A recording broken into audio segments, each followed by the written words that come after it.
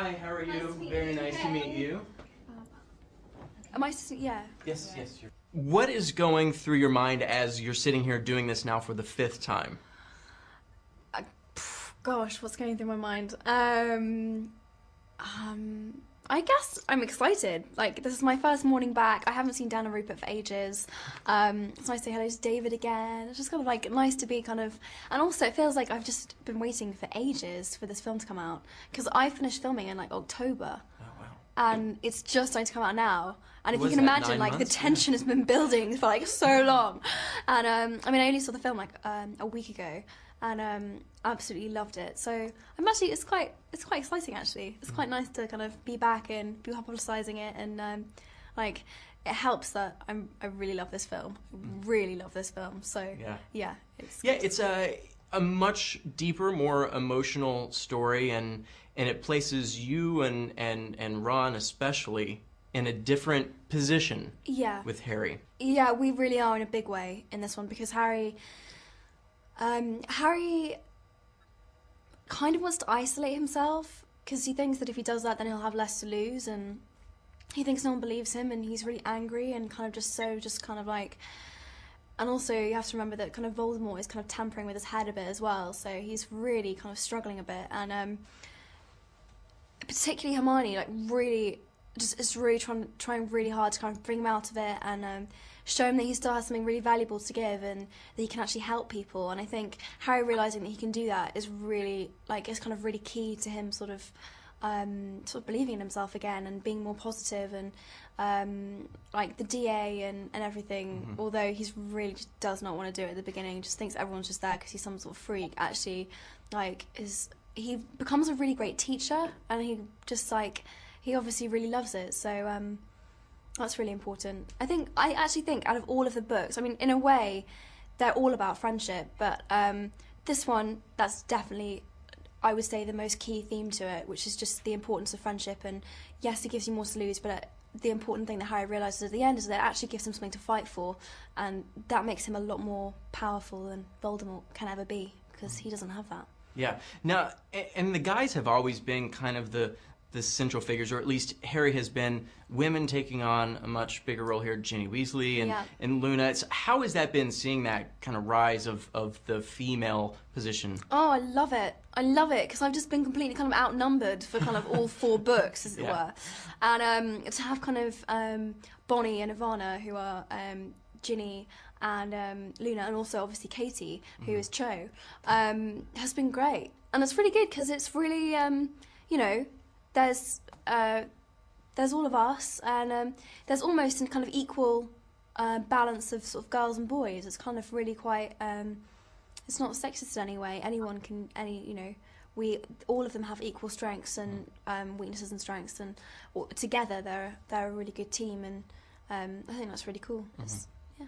Now, all of you guys have grown up with your characters. What do you think you in particular have learned from Hermione? I guess the really cool thing about Hermione is that she just doesn't really care what anyone thinks of her. She really, like, does her own thing. She's quite a strong feminist figure. She, you know, she's certainly not embarrassed to kind of boss the boys around or tell them what they should and shouldn't be doing. She's kind of this sort of, like, almost in a kind of, like, mothering way. She's just really kind of, she's really determined, and she's really, she has really strong convictions, and I think that's really cool. And I love the fact that she's smart. She's really intelligent, and I think what happens, like, a lot is that even girls who are intelligent, they kind of dumb themselves down for guys, or, like, it's something that, like, guys would find threatening or whatever, but Hermione, you know, she's just herself, and she's proud of it, and she plays it to her advantage, and I think in that sense I think she's a good role model.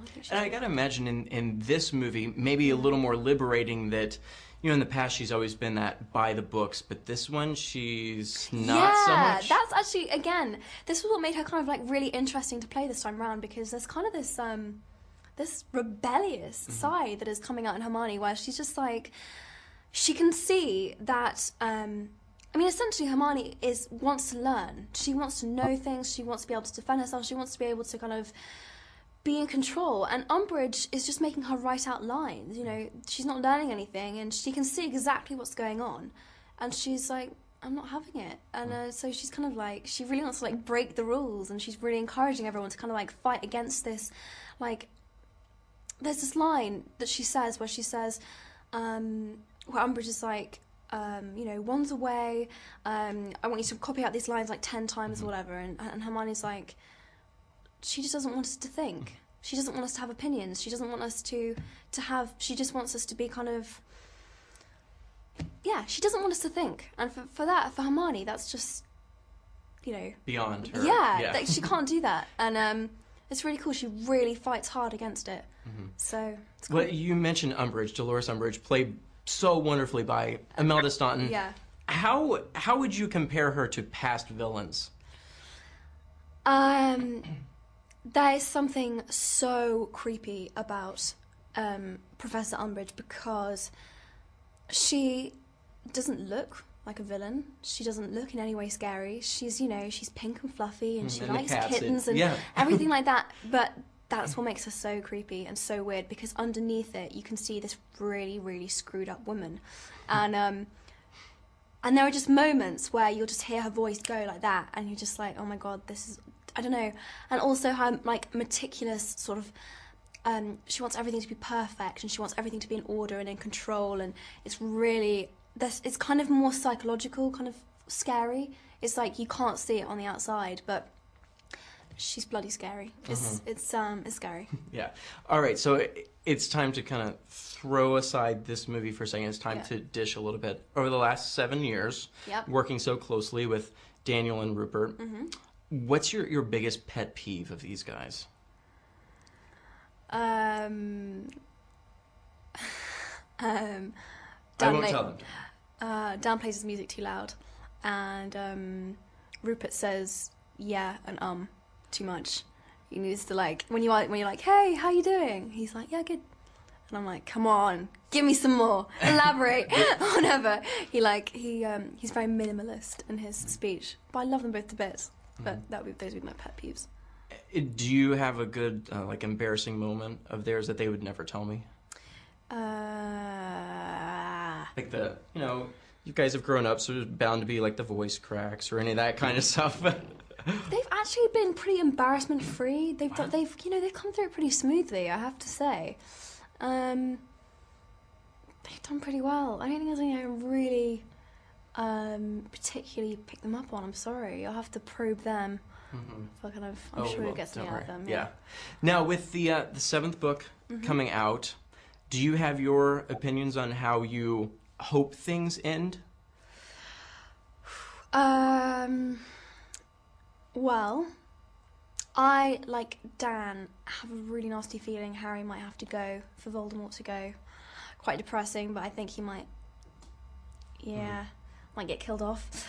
I think Hermione and Ron will get together. I hope they will get together, because I just think that they will be just the sweetest couple, and really kind of they're just chalk and cheese, but it works.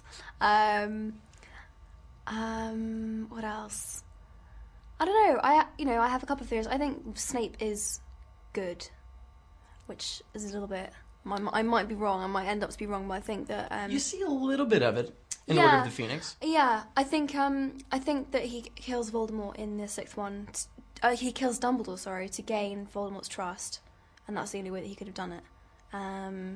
So essentially, I think Snape has got something going on. Yeah. So yeah, those are my thoughts. They have absolutely no grounds. They're just my opinions. But, yeah. Now, are you able to go out on the street without being mobbed? Yeah. People like, I just kind of like, whenever I go out, I just kind of play myself down a bit and kind of just you just kind of mush in with everyone else, and you don't really get. Yeah. Anything to not bring attention is better. Yeah. I mean, I'll get people to stop me and stuff, but I wouldn't not go out just because a couple people might stop me and ask me autograph. Like, that would just be awful. So yeah. Do you when they come up to you, call you Hermione or Emma? Some people do. As the films have gone on, people know me as Emma Watson now, whereas before they'd be like, "Oh, Hermione." I'd be like, I do actually have another name, Yeah. but it's fine. I don't really mind. Mm-hmm. Do you feel pressure to please fans? Yeah, definitely, yeah. I mean, the books mean so much to so many people, and there are fans that just live and breathe the stuff. Yeah, I feel the pressure. All right, fantastic. Thank you so much. Thank you. Pleasure to meet you. So nice. Thank you.